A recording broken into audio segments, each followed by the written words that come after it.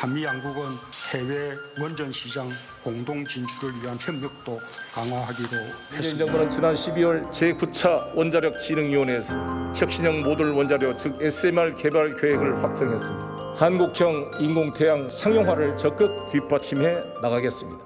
그 SMR 자체가 허구예요. 그건 말이 안 되는 겁니다. 소형이라는 것도. 스몰 모듈러 리액터인데 모듈이라는 말은 쉽게 얘기해서 레고 블록처럼 주요 시설들을 공장에서 찍어서 조립하듯이 건설을 해서 공기를 그만큼 단축시켜서 비용을 최소화시키자 이런 개념입니다. 이제 그게 논리적으로 말이 안 되는 거는 그 원전의 핵심 경쟁력은 규모의 경제예요. 최대한 원전의 규모를 키워서 전체적으로 발전 단가를 낮추겠다. 그거를 줄이면 줄일수록 건설 단가는 오히려 이제 오르게 돼요. 그러면 당연히 실제 그걸로 건설해서 운전을 할 때 발전 단가는 올라가겠죠. 그러니까 그 말이 안 되는 겁니다. 소형이라는 거. O&M 코스트, 즉 건설 정비, 운전, 운영 지수가 0.6인데 저 용량이 크면 클수록 코스트가 점점 떨어져요. 용량이 작으면 작을수록 코스트가 기하급수적으로 올라가는 거예요. 비용이 싸다는 건 거짓말인 거예요.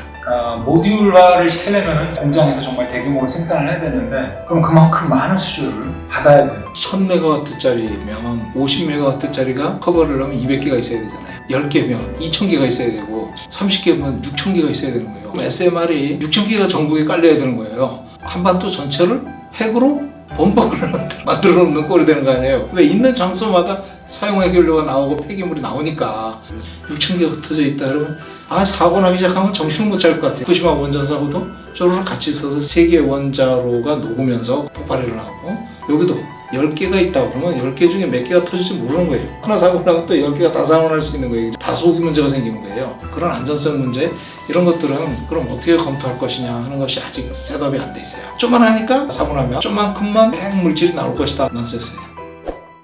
두 가지가 있어요. 하나는 뉴스케일과 액체 금속로의 두 가지가 있는데 그런 뉴스케일 원전이 미국에서 가장 앞서가 있거든요. 뉴스케일은 견전하고 비슷한 건 강수로 해요. 다만 사이즈만 작은 거고 또 하나는 고속로 개념의 액체 금속로예요. 고속로 개념의 소형 원자로 이거는 공상과학 소설이에요.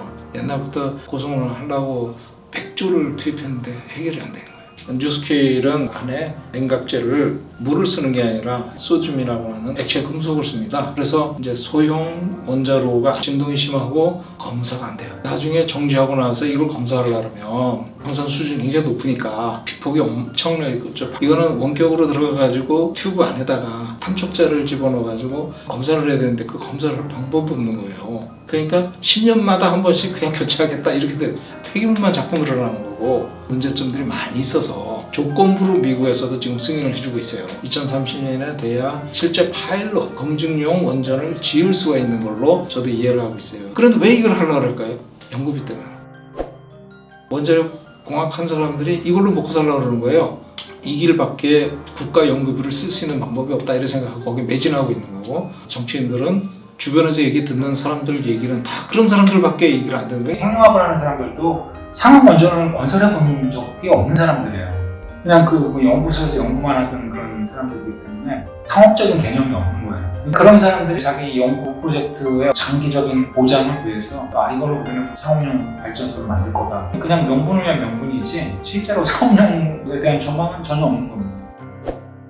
탄소 중립 목표가 달성되는 2050년 이후 대한민국이 꿈의 에너지라 불리는 핵융합 발전 상용화를 세계적으로 선도해 나가는 것입니다. 문재인 정부에 이르러 우리의 핵융합 기술은 2터 국제 핵융합 실험로 프로젝트를 주도하는 수준까지 발전했습니다. 저는 대한민국의 핵융합 발전의 상용화 목표를 2050년으로 감히 제시하고자 합니다. 세계 최고의 수준의 인공태양 기술을 바탕으로 우리가 선도해야 합니다. 90년대까지 이 나라들은 사실 엄청나게 돈을 많이 투자를 했고 연구소들도 많아요. 하지만 한 반세기 동안 미국 차원에서 엄청난 천문학적인 돈들을 썼는데 또 추가적으로 또 돈을 달라고 할 어떤 명분이 없다 보니까 이번에는 이거를 국제 공동 프로젝트로 만들자. 각국이 투자비를 조금 줄이고 공동으로 이제 개발을 하면 낫지 않겠냐 이런 식의 논리를 만들어서 나온 게 그 이터. 이 나라들은 사실은 핵융합의 본격적인 투자는 이제 끝났지만 만들어놓은 연구소하고 설비들이 있기 때문에 그거를 유지하는 비용도 사실 꽤 많이 들어갑니다. 이미 설비 투자에 늪에 들어가 있기 때문에 그렇게 큰 차이가 안 나는 거예요. 그걸 유지하는 비용이나 이터에 참여해서 관련된 비용을 좀 더 추가하는 거나 그런 걸 노리고 국제 공동 핵융합 프로젝트를 만든 거 하거든요. 한국이 2000년대 후반부터 본격적으로 거기에 참여를 해서 최소 2조 원은 넘게 동안 투자가 됐을 거예요. 현재 1년에 약 한 1,800억씩. 그런 측면에서 보면 한국 같은 경우는 좀 특이한 거죠. 완전 처음부터 나라들하고 비슷한 수준으로 전체 설비비랑 다 합쳐서 7.7%인가 정도 수준으로 한국이 그 기여도가 전체 액수 따졌을 때 그 정도인데요. 좀 말이 안 되는 거예요. 미리 투자한 설비도 없고 참여하기 전에 훨씬 더 신중했어야 되는데 이미 정책은 약속을 너무 많이 했고 이터가 2045년에 프로젝트가 끝나면 이터가 발전을 하는 게 아니에요. 이터 핵융합로 안에서 플라즈마 상태를 장시간 유지를 하는 거야. 그게 다예요. 거기서 끝이에요, 사업이. 평형 원전은 그때부터 개발을 하는 거예요. 20년에서 성공을 한다고 보장하면은 한 2065년 정도부터 실제 이제 4, 5년 발전을 할까 말까 그때 가서 알 수 있는 거예요. 국내에서는 마치 이제 이터가 끝나면은 2050년이면 할 수 있다라고 이제 주장을 하죠. 근데 한국의 핵융합 연구센터라든가 정부가 미국 에너지부 쪽에다가 상호간의 정보를 공유해 준 거에 따르면 한국 측도 상용화 시기를 2065년이라고 알려준 상태예요. 그거를 위해서 지금 1년에 거의 1,800억 원씩 우리가 써야 될 이 규모가 이게 시간이 지나면은 또 액수가 계속 늘어나기 때문에 최소 20년 동안 2,000억씩 넣겠다는 거 아니에요? 그러니까 상용 발전 기술로서 이걸 투자하는 거는 전혀 맞지 않는다.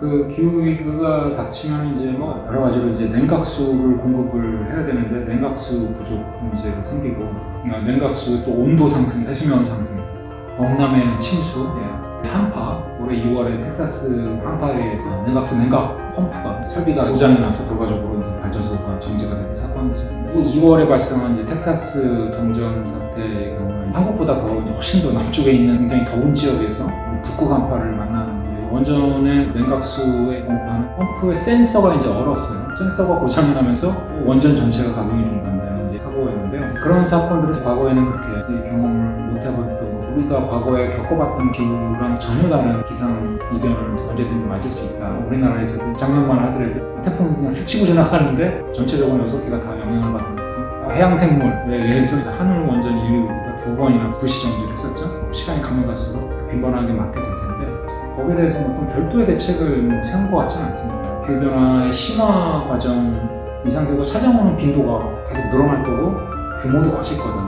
우리가 지금 상상하는 그런 수준 이상으로 혹사나 혹한 이런 것이 장기적으로 올 수도 있고 별도의 좀 대책이 필요하지 않겠나 생각이 들고요. 미국이나 유럽에서도 10년 전에 우리랑 거의 비슷하게 이렇게 나왔습니다. 이 재생에너지에 대해서 각국이 많은 보조금이라든가 세금 감면이라든가 여러 가지 혜택을 주면서 재생에너지 프로젝트들이 굉장히 많아지고 반복적으로 건설이 되고 이러면서 많이 내려갔습니다. 미국 같은 경우는 10년 전만 하더라도 이제 태양광 같은 경우가 굉장히 비쌌어요. 메가와트 아워당 140달러, 킬로와트 아워당 140원이었어요. 10년 전에는 미국도. 하지만 지금은 40원 수준 발전 원가가 떨어지는 걸로 지금 최근에 시장의 평가들이 나옵니다. 우리나라 지금 상황은 재생에너지가 다 비싸요. 다 100원 이상 킬로와트 아워당 다 100원 이상으로 나오거든요. 태양광도 규모에 따라 다 다르긴 하지만 상대 한 130원? 이 정도 됩니다. 킬로와트 아워당. 풍력은 더 비싸고요. 원전은 60원대. 현재 태양광이나 풍력이 비싸게 나오긴 하지만 건설 프로젝트를 다양화시키고 반복적으로 우리가 경험을 하게 되면 혹시 미국이나 유럽 같은 경험을 하게 될 것이다.